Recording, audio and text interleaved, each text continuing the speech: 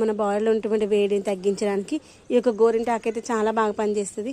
నాకైతే గోరింటాకు అంటే చాలా పిచ్చి అనమాట. ఆ ఉద్దేశంతోనే నేనైతే గోరింటాకు మొక్క మరి కొనుకొచ్చుకొని పెట్టుకున్నాను.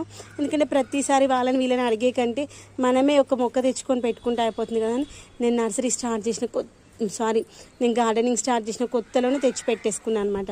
ఎందుకంటే మన దగ్గర ఒక మొక్క ఉందనుకోండి, మన చేతికి అయిపోయిన తర్వాత వెంటనే మళ్ళీ ఆకు దూసుకొచ్చి పెట్టుకోవచ్చు. లేదు మన దగ్గర లేదనుకోండి, ఎవరన్నా ఇస్తే కానీ పెట్టుకోలేం కదా. కాబట్టి మనం ఇలా గోరింటాకు కట్ చేసుకున్నాం కదా, ఈ యొక్క కట్ చేసుకున్నటువంటి అంటే ఆకులాకు తెంపుకున్నాం కదా, దీంట్లో మనము కొంచెం చింతపండు కొన్ని వాటర్ వేసేసి మెత్తటి పేస్ట్ లాగా మిక్సీ పట్టుకుందాము. అయితే గోరింటాకు ఇలా మంచిగా పండిందనమాట. ఇంకా పెట్టుకునేటప్పుడు అయితే నేను వీడియో షూట్ చేయలేదు. ఇది కొన్ని ఇలా నెయిల్స్ కూడా పెట్టేసుకున్నాను. చేతికి ఇలా చందమామలా పెట్టుకుని మనం ఇక పడుకున్నప్పుడు అటు ఇటు మెజ్ అవుతుంది కదా, అలా మెస్సీగా అయిపోయింది.